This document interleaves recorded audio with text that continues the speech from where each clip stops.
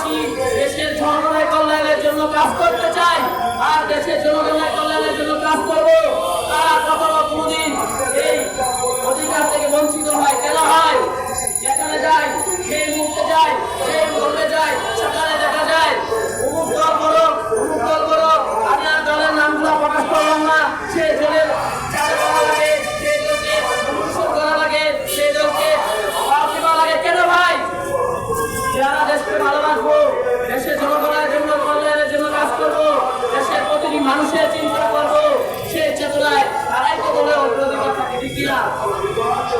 তারপরে যদি আমরা দেখতে পাই দলের নিবন্ধনের বিষয়টা নিয়ে, দলের যদি নিবন্ধনের বিষয়টা নিয়ে আমরা দেখি, তারপরে দেখা যায় যে দল আসুক, যে মত আসুক, যে আসুক না কেন বাংলার জমি একটার পরে একটা, একটার পরে একটা দ্বারা আইন নিয়ন্ত্রণ করে আর সেই আইন পরিবর্তন করে আইনটা মানুষের দ্বারা তৈরি, আইনটা সহজ করা উচিত। দলের নিবন্ধনের আইনটা আমি মনে করি সহজ করা উচিত। কেননা এই দল যারা দলকে ভালোবাসবে, দেশকে ভালোবাসবে, মানুষকে ভালোবাসবে, দেশের কল্যাণে এগিয়ে আসতে যাবে, সেই মানুষগুলাই কিন্তু দলের নিবন্ধনের জন্য ছুটাছুটি করে।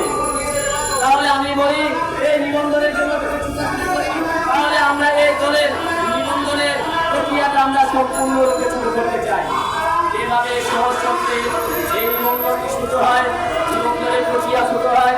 আমরা এই নিবন্ধনের প্রক্রিয়া করে আমরা সামনে এগিয়ে যেতে চাই।